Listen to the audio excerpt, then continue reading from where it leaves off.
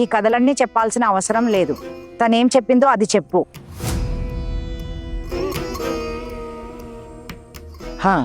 తనైతే చెప్తావా లేదా? మా అత్తగారు ఎలా చెప్తే నేను అలాగే చేస్తాను. నా అత్తగారు ఏం ఆలోచించినా అది నా మంచి కొరకే ఉంటుంది కదా అని తను చెప్పింది.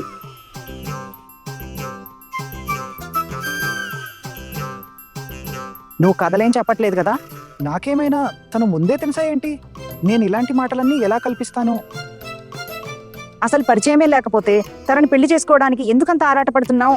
అయ్యో లేదు లేదు పిష్మోని, మీరు తప్పుగా అర్థం చేసుకుంటున్నారు. అలాంటిదేమీ లేదు. పెళ్లి కోసం నేను ఇప్పటికే చాలా అమ్మాయిల ఫోటోలు చూశాను కదా, అందుకే నేను సరి అన్నాను.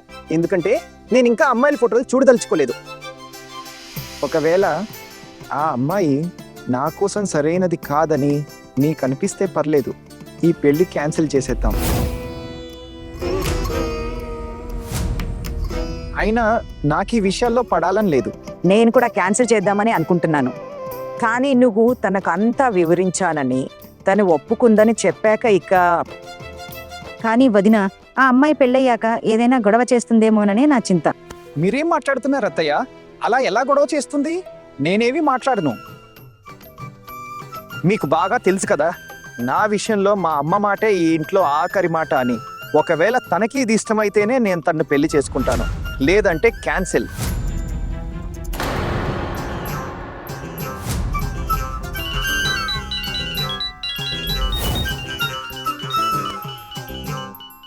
అమ్మా, రాయబాబు నుంచి ఫోన్. రేపు హలో, అవునండి, ఆయన మీతో మాట్లాడాలనుకుంటున్నారు.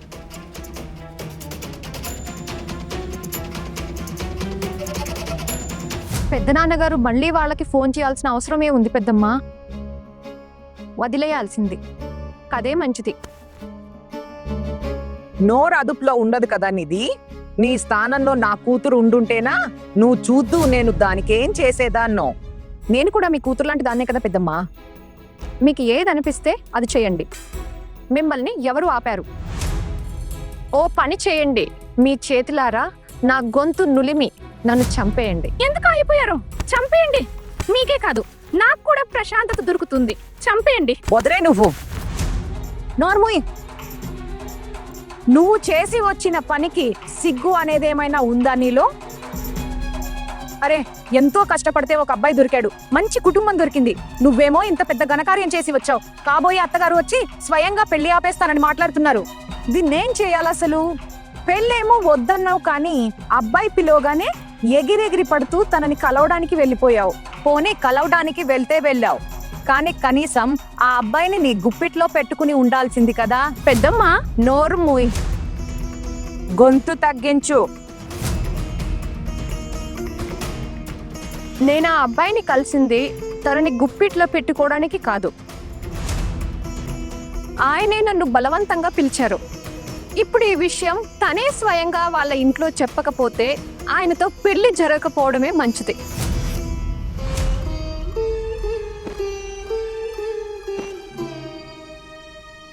ఇప్పుడు రాయబాబు అంతలా బ్రతిమిలాడుతున్నారు. మరియు నువ్వు ఆ అమ్మాయిని పిలిచి అన్ని విషయాలు వివరించావు కాబట్టి పెళ్లి పనులు మొదలు పెడదాం. రేపు రాయబాబుని పిలిచాను. అందరూ విన్నారా? రేపు వాళ్ళతో లాంఛనాల గురించి మాట్లాడుకున్నాం. వాళ్ళేమో అంతా ఉచితంగా అయిపోవాలని కోరుకుంటున్నారు. మనం వాళ్ళ నుంచి కట్నమేమీ తీసుకోము, మనం అలాంటి వాళ్ళం కాదు. కానీ అమ్మాయిని ఖాళీ చేతులతో అత్తారింటికి పంపడం కూడా బాగోదు కదా. వాళ్ళు తమ అమ్మాయికి ఇవ్వాలనుకున్నది వాళ్ళు ఇవ్వనివ్వండి. మనకి చాలా మంది బంధువులు ఉన్నారు, వాళ్ళకి కూడా లాంఛనాలు ఇవ్వాలి కదా. అమ్మా, ఇవన్నీ మీరే చూసుకోండి. నేను కోరుకునేది ఒక్కటే, మీరు మీ కోపాన్ని వదిలేయండి. మీరు నా మీద కోపంగా ఉంటే నాకు అస్సలు నచ్చదని మీకు బాగా తెలుసు కదా. కానీ మీకు ఇప్పటికీ అలాగే అనిపిస్తుంది కదా, ఆ అమ్మాయి నా కోసం సరికాదని. అయితే పర్లేదు, మీరు నా పెళ్ళి క్యాన్సిల్ చేయించండి. మిమ్మల్ని ఇలా కోపంగా నేను చూడలేను. మీరు ఏది కోరుకున్నా నా మేలు కోసమే ఉంటుంది. అరే, పొరపాటున క్యాన్సిల్ అనే మాట అనేసాను. ఇన్నిసార్లు క్యాన్సిల్ క్యాన్సిల్ అని అంటున్నాను. ఇప్పుడే కదా అమ్మ ఒప్పుకుంది. నిజంగానే ఈ పెళ్లి క్యాన్సిల్ చేసేస్తుందేమో. సరే, అర్థమైందిలే. ఆ అమ్మాయి మన షరతులు అన్నీ ఒప్పుకుంది కాబట్టి ఒప్పుకుంది కదా. వావ్ అత్తయ్య, వావ్, నమ్మాల్సిందే. మీ చిన్న కొడుకే మీ ముద్దుల కొడుకు. లేకపోతే ఈరోజు ఇంత పెద్ద గొడవ జరిగిన తర్వాత కూడా ఇలా కూర్చుని తనతో కబుర్లు చెప్తూ ఉండేవాళ్ళు కాదు కదా. ఇక్కడ ఎవరూ కబుర్లు చెప్పుకోవటం లేదు పోల్టు. ఇంకా ఏ ఇంట్లో నా దృష్టిలో అందరూ సమానమే. అందరికీ నియమం ఒకటే. చాలా తప్పుగా మాట్లాడావు పోల్టు. నీ తమ్ముడు ఇక్కడ పెళ్లి క్యాన్సిల్ చేద్దామని మాట్లాడుతున్నాడు. ఏంటి పెళ్లి క్యాన్సిలా? అరే ఈ రోజే కదా పార్కులో మాట్లాడుతూ తనతో సైగలు చేసుకున్నాడు. ఇప్పుడున్నట్లుండి పెళ్లి క్యాన్సిల్ చేద్దామని మాట్లాడుతున్నాడు. ఎందుకు? ఏమైంది? మీరు ఆలస్యం అయిపోయారు కదా అన్న. ఇప్పుడే నేను అమ్మకు అక్కడికి ఎందుకు కలవడానికి వెళ్ళానో చెప్పాను. మంచిది. అసలు అన్నం పెడతారా లేదా, లేదా ఇంకా వండలేదా? మరిది గారు, భోజనం సిద్ధంగా ఉంది. నేను ఇప్పుడే తీసుకొస్తాను, మీరు కూర్చోండి. ఇదిగో అక్క, నీ భర్త వచ్చారు. అన్నం ముట్టించు. ఈ చిన్నది అర్థం చేసుకోవడం లేదు. నేను గనక అన్నం తీసుకువెళ్తే అత్తయ్య గారు చాలా అరుస్తారు. అరే మళ్ళీ వంట పేరుతో గుసగుసలు మొదలయ్యాయా? అన్నం వడ్డిస్తారా లేదా? చేతులు ఇవి మిషన్లు కాదు కదా. మీరు ఇప్పుడే కదా అడిగారు. ఒక 2 నిమిషాలు ఇవ్వండి. చూస్తున్నారా అత్తయ్య, దీని నోరు ఎంతలా లేస్తుందో. ఒక నిమిషం ఆగు, వస్తా. మరిది గారు, వంట అయిపోయింది, నేను వడ్డిస్తున్నాను. పారు పైకి వచ్చింది కదా అడగడానికి, మీరేమో కిందకొచ్చి చెప్తానని అన్నారు. అందుకే ఆలస్యమైంది. అప్పుడే చెప్పుంటే ఈ పాటికి అన్నం టేబుల్ మీద ఉండేది. వదినా, నేనేమైనా అన్నానా మిమ్మల్ని? మీరెందుకు ఇంతలా మాట్లాడుతున్నారు? లేదు మరిది గారు, భోజనం సిద్ధంగా ఉందని చెప్తున్నాను అంతే. పారు, ప్లేట్ కూడా సిద్ధం చేసేసింది ఇప్పుడు. పారు, భోజనం తీసుకురా. రండి పోల్టు, వెళ్ళి అన్నం తిను. నీకు ఆకలిగా ఉంది కదా.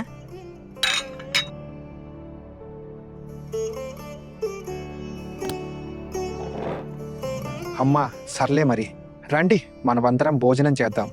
సర్లే అంటే అదే కదా అమ్మా, మీకు ఆ అమ్మాయి నచ్చలేదు. నేను తనని పెళ్లి చేసుకోవడం మీకు ఇష్టం లేదు. నువ్వు తన్ని పిలిచి అంతా వివరించావు కదా. తను ఒప్పుకుంది కూడా. మరి ఇంకేంటి? ఏం ఒప్పుకుంది? ఏం వివరించావు? ఏం లేదు పోల్టు, తను BA ఆఖరి పరీక్ష రాయనని చెప్పింది. ఇంటి ఆచార సంప్రదాయాల ప్రకారం ఉంటానని చెప్పింది. మరియు అత్తగారు చెప్పింది వింటానని అంది. ఇది చెప్పడానికే అర్జున్ తనని పిలిచాడు. అత్తయ్య గారి మనసు బాధపడకూడదని తన వైపు నుండి కల్పించి చెప్తున్నాడేమో. అవును, కావచ్చు. నా ఉద్దేశం ఏంటంటే, పార్కులో ఆ అమ్మాయి వైపు చూస్తూ నవ్వుతూ ఎలాదైతే మాట్లాడుతున్నాడో ఏదో వివరిస్తున్నట్టుగా అయితే అనిపించలేదు. నాకు అప్పుడప్పుడు నీ తెలివి మీద అనుమానం వస్తుంది. ఒక పని చేద్దాం, అమ్మాయికి ఫోన్ చేద్దాం, అనుమానం తీరిపోతుంది.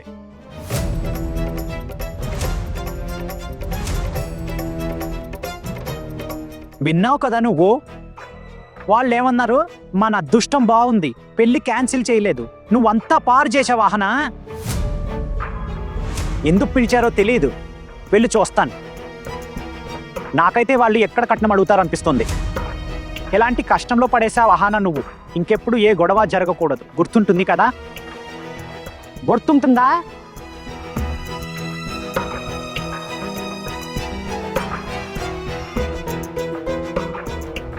ఓయ్, పక్కా కట్న కానుకల మాటే అనిపిస్తోంది. ఆ రోజైతే మాకేం వద్దు అని అన్నారు. నేను ఖరాఖండిగా చెప్పేస్తున్నాను, ఒకవేళ వాళ్ళు కట్న కానుకల గురించి మాట్లాడితే మీరు ఈ పెళ్లి ఆపేయండి. పెళ్లి ఆపేయడం అంటే? అరే ఇప్పుడే కదా వాళ్ళని క్షమాపణ అడిగాము. పెళ్లి ఆపేయండి. నీ కూతురు కోసం ఇంకో రాకుమారుణ్ణి ఎక్కడి నుంచి వెతికి తెస్తావే నువ్వు?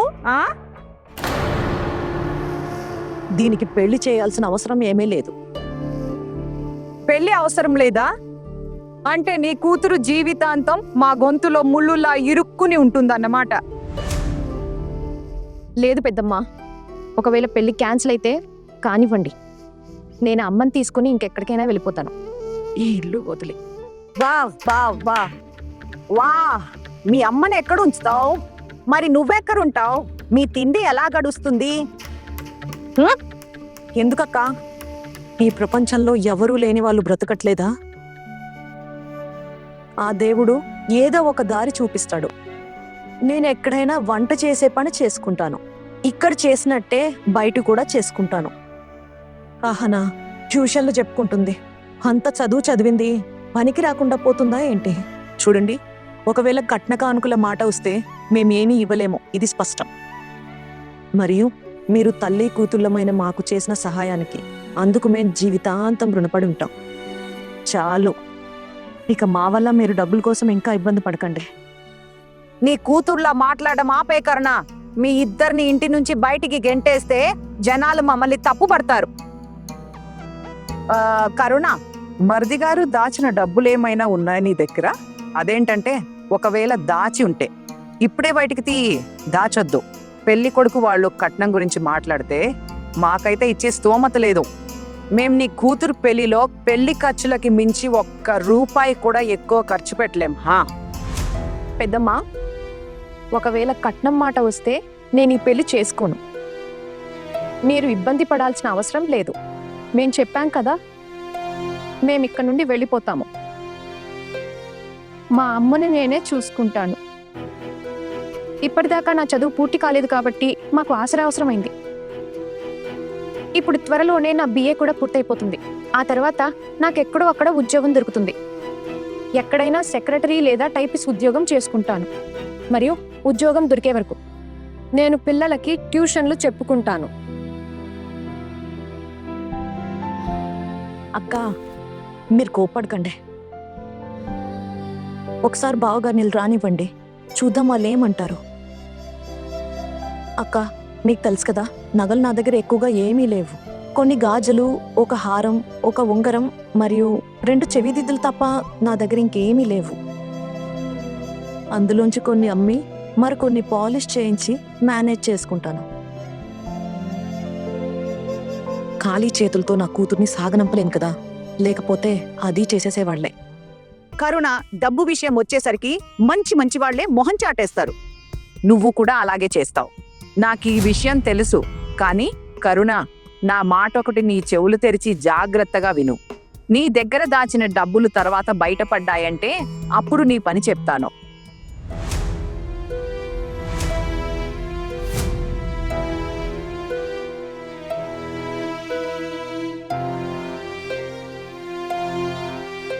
ఆహనా, వీళ్ళు పెళ్లి చూపులకు వచ్చినప్పుడైతే కట్నం గురించి మాట్లాడలేదు. ఆ అబ్బాయి నీకేమైనా చెప్పాడా బిడ్డ? లేదమ్మా, దీని గురించి ఏ మాట జరగలేదు. మీరు మాట్లాడుకోండి, నాకేమీ ప్రాబ్లం లేదు. అవును, నేను మీ దగ్గర ఏమైనా దాచిపెట్టానా? మీరు ఫోన్ చేయండి.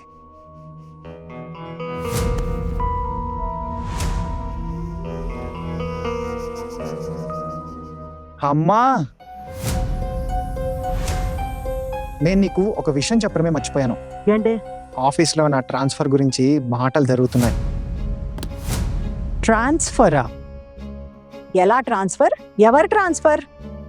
అమ్మా, నా ట్రాన్స్ఫర్ అస్సాం కావచ్చు. హే మహాదుర్గా, నేను మరియు నా సహోద్యోగి మా ఇద్దరిలో ఎవరో ఒకరు ట్రాన్స్ఫర్ అవుతారు. బిడ్డ, ఈ ఇంటి ఒక కొడుకు ఇప్పటికే బయట ఉన్నాడు. ఇప్పుడు నువ్వు కూడా వెళ్ళిపోతావా? కానీ హఠాత్తుగా ఈ ట్రాన్స్ఫర్ మాట ఎక్కడి నుంచి వచ్చిందిరా? అర్జున్, ఇంత పెద్ద విషయం నువ్వు మాకు ముందు ఎందుకు చెప్పలేదు? నాకు కూడా నిన్ననే తెలిసింది. బాస్ నిన్ననే చెప్పారు, నేను మరియు నా సహోద్యోగి అని. మా ఇద్దరిలో ఒకరు అస్సాంకి ట్రాన్స్ఫర్ అవ్వాలని. ఏంటంటే అమ్మా, నా సహోద్యోగి ఉన్నాడు కదా, అతనికి ఇప్పుడే కొత్తగా పెళ్ళైంది. అతనికి కుటుంబం ఉంది, పిల్లలు కూడా ఉన్నారు. నాకేమో పెళ్ళి కాలేదు, కుటుంబం లేదు, మరియు పిల్లలు లేరు. అసలు అక్కడికి వెళ్ళాల్సింది అతనే. కానీ బహుశా నన్ను పంపిస్తారేమో. అరే, రేపొదే ముందు ఆఫీస్కు వెళ్ళి నీ బాస్కి చెప్పు నీకు కూడా పెళ్లి కుదిరిందని. ఇదే కదా కావాల్సింది. పని అయిపోయింది. ఇక పెళ్లి అస్సలు క్యాన్సిల్ అవ్వదు. అయితే పోల్టు నువ్వు రేపటికి రేపే ఆ కార్డ్స్ ప్రింట్ చేయించు. మొదటి కార్డ్ రాగానే ముందు నీ బాస్కి ఇవ్వు. నీ పెళ్లికి రమ్మని చెప్పు. ఇంకా నీ పెళ్లి జరుగుతోంది, నువ్వు ఈ ఊరు వదిలి ఇల్లు వదిలి ఎక్కడికి వెళ్ళలేవని చెప్పు. సరే అమ్మా, నేను బాస్తో మాట్లాడతాను, చూద్దాం ఏమంటారో. ఏమంటాడు? ఒకవేళ అతను నీ మాట వినకపోతే నేను ఫోన్లో మాట్లాడతాను. వద్దు వద్దు అమ్మా, నువ్వు ఫోన్ చేయొద్దు, నేనే మాట్లాడుకుంటాను. అయిపోయినట్టే అనుకో, సరేనా? రండి మనం భోజనం చేద్దాం. వెళ్ళు, నువ్వు చేతులు కడుక్కునిరా. పొల్టు చిన్నోడ అమ్మాయిని కలిసి వివరంగా అన్నీ చెప్పేశాడు. ఇంటి ఆచారాలను పాటించాల్సి ఉంటుందని, పెద్దవాళ్లను గౌరవించాలని, అమ్మ చెప్పిన ప్రతి మాట వినాలని, మరియు బిఏ ఆఖరి పరీక్షలు రాయాల్సిన అవసరం లేదని, ఇంటి ఆచారాల ప్రకారం నడుచుకోవాలని, మాటి మాటికి పుట్టింటికి వెళ్ళడం కుదరదని కూడా చెప్పేశాడట. నేనే మర్చిపోయాను, వానికి నేనే చెప్పాను కదా. అర్జున్ చాలా తెలివైనోడే. అవును వదినా, అబ్బాయి గట్టివాడైతే పెళ్ళాలు అదుపులో ఉంటారు. అయినా సరే, ఎక్కువ చదువుకుంటే మాత్రం ఏమైంది? ఏమీ పీకలేరు. ఇక్కడికొచ్చి ఏ కలెక్టర్ గిరి చేయాల్తాను? మరి కాకపోతే ఏంటి చేయాల్సింది? వంట పనే కదా. కావాలంటే అందులోనే పిహెచ్డి చేసుకోమనండి.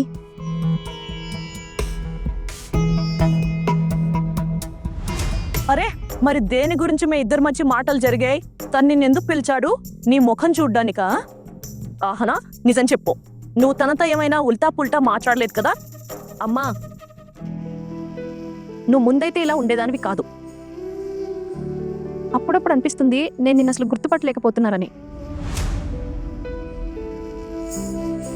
అహానా, నువ్వు గనక నన్ను అర్థం చేసుకోగలిగి ఉంటే బిడ్డ, ఇలా ఎప్పుడూ మాట్లాడేదానివి కాదు.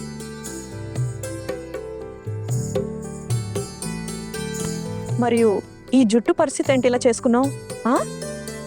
నూనె రాసుకోవచ్చు కదా. నువ్వు విను, అందరికీ తెలియకుండా నీకోసం పచ్చి పసుపు తెచ్చాను.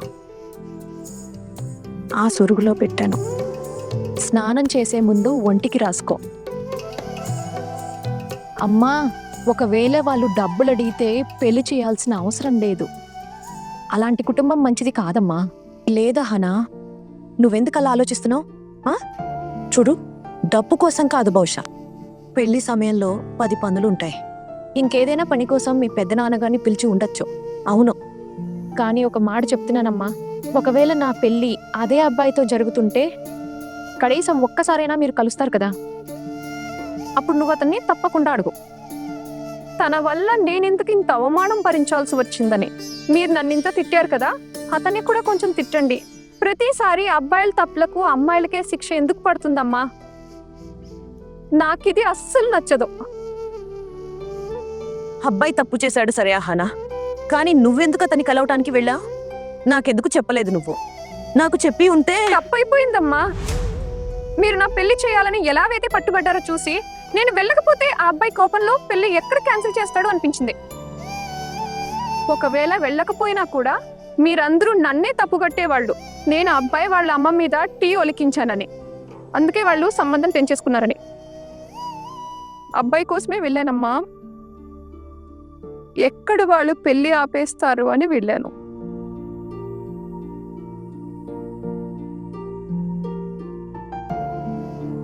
ఏడోకు బిడ్డ, ఏడోకు. నీకమ్మ పైన కోపమే కనిపిస్తుంది. ఒకవేళ ఎప్పుడైనా నా మనసును చూడగలిగి ఉంటే అప్పుడు అర్థమయ్యేది నిన్ను ఎంతగా ప్రేమిస్తున్నానో, నీ గురించి ఎంత దిగులుగా ఉంటుందో నాకు. ఆహానా, నువ్వు నన్ను సరిగ్గా చూడగలిగితే అర్థం చేసుకునేదానివి బిడ్డ. నువ్వు నన్ను ఎంత చెడ్డదానిగా అనుకుంటున్నావో నేనంత చెడ్డదాన్ని కాదు.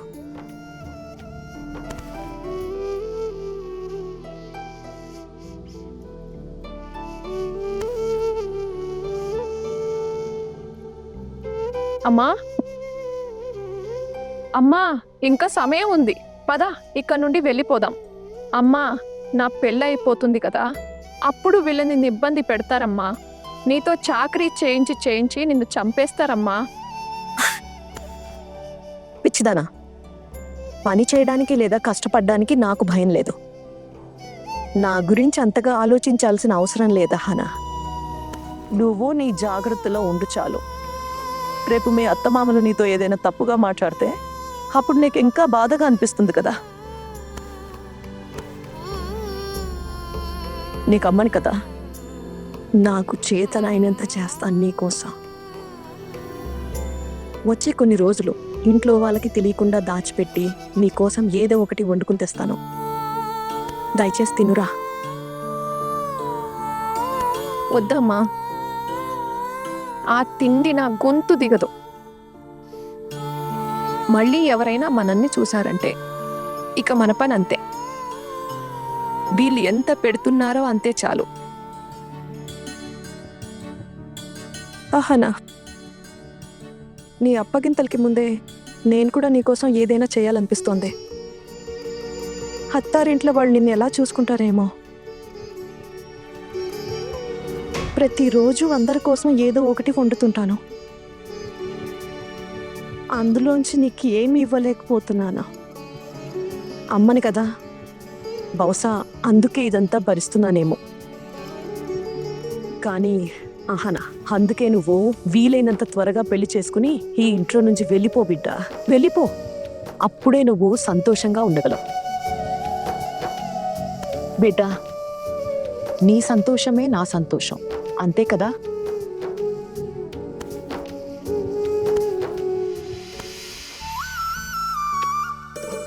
పద, ఇప్పుడు అన్నం తినడానికి రా.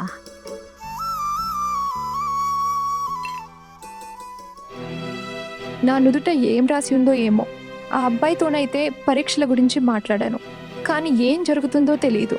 ఆ అబ్బాయి నాకు తోడుగా ఉంటాడా? దేవుడా, నాకు చాలా భయంగా ఉంది. ఒకవేళ నేను నా డిగ్రీ పూర్తి చేయలేకపోతే నా కళలు ఏమవుతాయి? మా నాన్నగారి కళ్ళు ఏమవుతాయి? హే భగవంతుడా, ఇక మీరే దిక్కు.